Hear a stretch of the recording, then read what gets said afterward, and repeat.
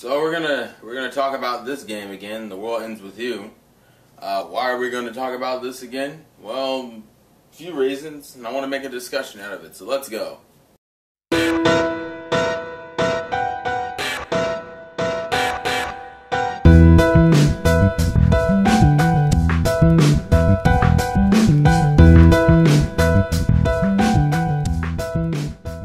So we're coming up on actually the War Ends With You's 7th anniversary, which then reminds me, oh right, this game came out in 2007. Which, I don't know if that's just a shock to me or if it's just been a minute, but I did not realize it's been 7 years. It's been 7 years since I played The World Ends With You, or since the game came out.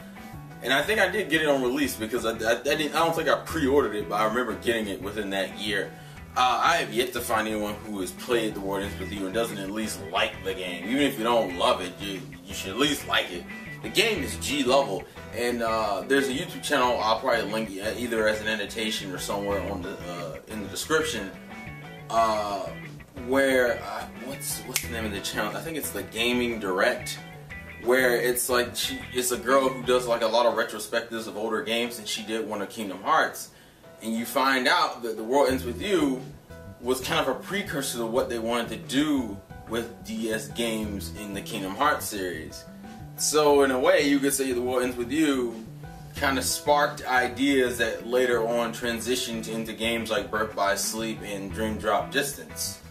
And that's awesome because I love Kingdom Hearts and I love The World Ends With You. Anyways, the reason why I'm even bothering to talk about this is that it was recently announced that for the game's 7th anniversary, they're holding this like little special event. Now the event doesn't say anything about there being a new announcement for something, because I remember the last time we got a little time clock ticking down relating to this game.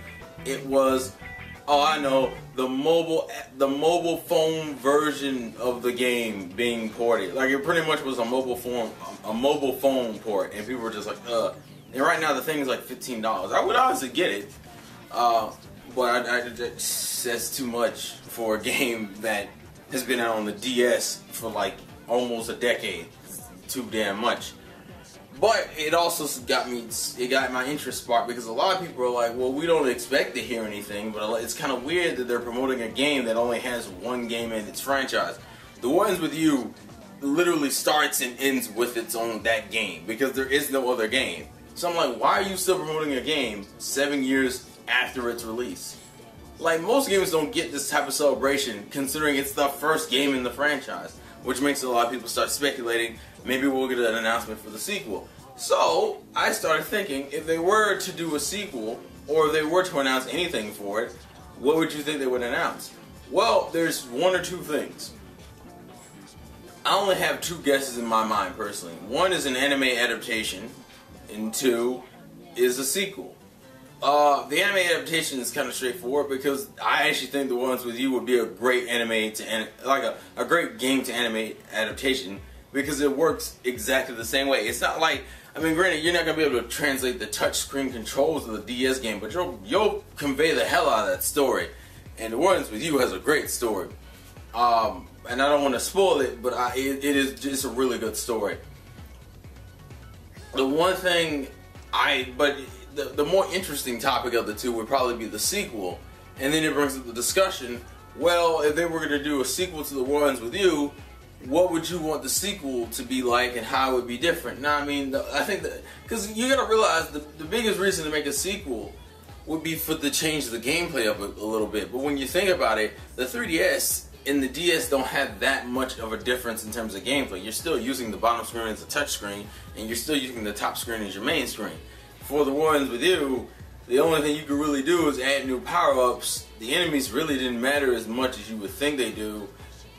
And you couldn't change too much of the gameplay, which might have been the reason why we haven't seen the sequel. Not because the game wasn't good, not because the game wasn't fun, not because people didn't like the game, but just because they don't know what to do to change the gameplay up for the sequel. Because there's not anything that you could do on the 3DS that you couldn't do on the DS, considering The World Ends With You. Like, it'd be one of those kind of sequels that really wouldn't advance the gameplay any. It would just be one of those sequels that, like, you just want because it's there. Like, it'd just be like a normal progression. It would be like a really slight difference. It's kind of like the Pokemon games, where it's like, there's not that huge of a difference. Well, no, Pokemon games actually have pretty big differences, just more in the mechanics more than the actual core of the game. I guess the core of The World Ends With You wouldn't change. But then again, part of the reason why people want a sequel to that game is because they love the fucking story so much. But here's my thing, if they were to do a sequel, my personal opinion, I feel like they should do something, I feel like they should just switch characters. Like, switch characters completely and have a main character who has a different problem. And the reason why I say that is because if you played all The World Ends With You, you know, well, I mean, I'm not going to spoil the ending, but I'll say this. Neku starts off as a character who pretty much shuts himself away from the... He's a loner. He's a character who's a loner and refuses to interact with people. He hates doing that. And the whole game is kind of him pretty much dealing with the game, dealing with the partner he's being dealt with, which in the beginning of the game is Shiki, and just trying to learn how to either trust people, try to start bonding with them and connecting, and pretty much remove the phones he has over his head. And stop blocking out all the noise, because it's not necessarily all noise. There might be noise in there, but there's some other good stuff worth listening to when you take off the headphones and you really enjoy life. That's kind of the moral of The World Ends With You, because that's what Neku represents. Neku represents that loner who hates everything and everyone and has no intention of involving himself with people in general. And the game is him changing and learning how to trust others, and to, you know, let others in, and to be more open. And you see that like halfway through the fucking game. I'm not gonna spoil it, but because to spoil the when I talk about Neku's progression puts into spoilers because of what happens around the first third, second, third, and like pretty much as the game progresses, spoilers become way harder to avoid. But with Neku's progression, there's not really anything you can do for a sequel. The only thing I would suggest them doing is either them, as I said, using a completely different cast with completely different problems, or tell the story from a different point of view. I say that because you can tell the story from characters like Beat and Rhyme's perspective. Not saying we didn't get stuff to flesh him out, especially in the later half of the game we got stuff to flesh Beat out. But remember, we didn't get to see the beginning for Beat or the beginning for Rhyme. We know of it, but we didn't get to see it. Or the same thing for Josh. I mean, that would be cool. But I think the way they really should approach it is just tackling with just a new set of characters, and do what they do in a lot of these type of sequel shows. Like, for example, Soul Eater or Not was, well, technically Soul Eater or Not, from what I understand, is a prequel, but the point I'm trying to make is, in Soul Eater or Not, you had your three main characters, but you did see the main characters from the original series show up from time to time, just as a nod to the series, just to nod to the series it comes from. Same thing you can do with The World Ends With You. You run into Neku or Shiki, and I mean Shiki, I don't mean the Shiki. No, not gonna do it. If you play Worlds With You, you know what I mean when I say Shiki. I mean that Shiki, not that. I'm leaving it alone. Because I mean, the game's been out for 7 years. You should have already played it, but I still don't want to spoil it for people who haven't experienced the story, because I think that's like one of the best things about the game. And the gameplay is fun, and it really makes use of the DS. It was like one of those games that really showed off how awesome the DS could be. And it's still probably one of my favorite DS games. Might be my favorite DS game, right up there with the Pokemon Silver and Gold remakes. Because that game is awesome. But as I said before, the reason why they probably haven't really done a sequel for it is particularly because there's not too much you can change with that formula.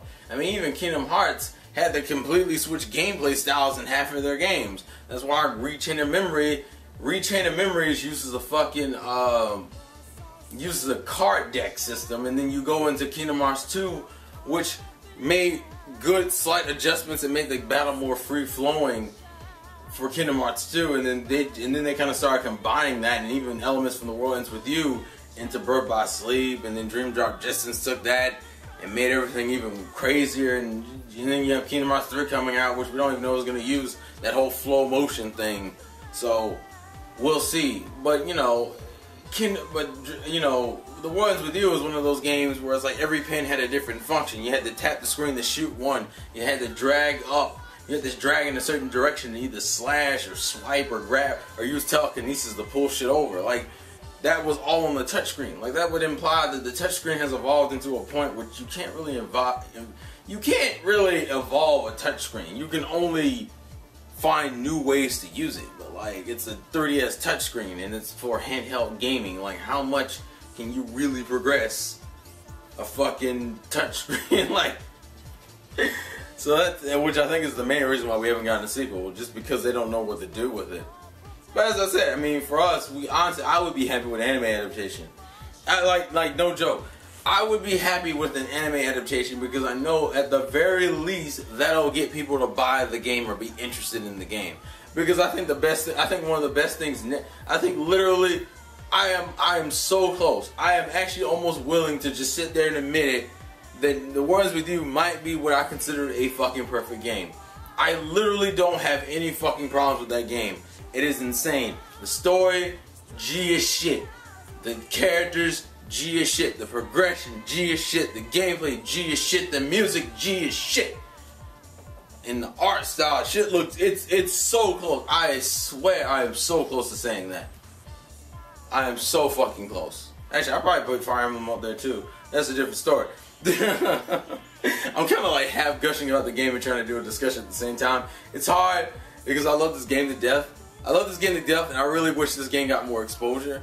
And I feel like an anime adaptation would work well for that. Which actually we'll get into another topic I will talk about later in another video regarding anime in general, which you'll see what it is when I get to it. But I really think this is a game that would benefit from an anime adaptation, because unlike Persona 4, you can do, it's not a create a character type of thing. I think like the best game to anime adaptations are games that don't try to do the whole, that is not based off a game that had a main character that you created or a main character that you shaped. Neku was already his own person when we first got into the game. We were learning about him and going through his story and his progression. That's ultimately what we're doing the entire game. And that was interesting as fuck. That's why I think it would work as an anime adaptation. Plus that I really want to see it. I'm not even joking. I really want to fucking see it. I want to see it so fucking bad. But I'm rambling now. I'm curious, and but as I said, I'd rather them use new characters for it. If they do a sequel, new characters and a different message behind it. Like, I don't know. It'd be kind of fun to see the opposite. See a character who's way too trusting, way too nice, and to be paired up with a character like Neku. It's kind of like playing the story from Shiki's perspective, but having your own dark written past. The problem is that half of The Words With You was a mystery because he was also trying to figure out his past because his memories got fucked up. So I'm curious about what you guys would think. What you would want a main character for a sequel game to be like, or would you want an anime adaptation? I personally would like both, but if I had to pick one or the other, I'm so close to saying anime adaptation because I really do I want that game series to be pushed, and I want them to make that a series, and I want them to evolve the gameplay and make it even cooler. Shit, if they were to announce a fucking Wii U version of that game, I would shit my pants. Purely because I get to play the fucking game again from scratch with better visuals and enhanced graphics. It's not like they can't do it. You ain't gotta look at the bottom screen. I mean, shit. Whatever. I'm kind of spazzing right now. But anyways, please leave your thoughts and comments in the comment section below. This has been the Insane Game Freak. Life's a game, play to win, and I'll catch you guys later. Peace. Oh, Lord.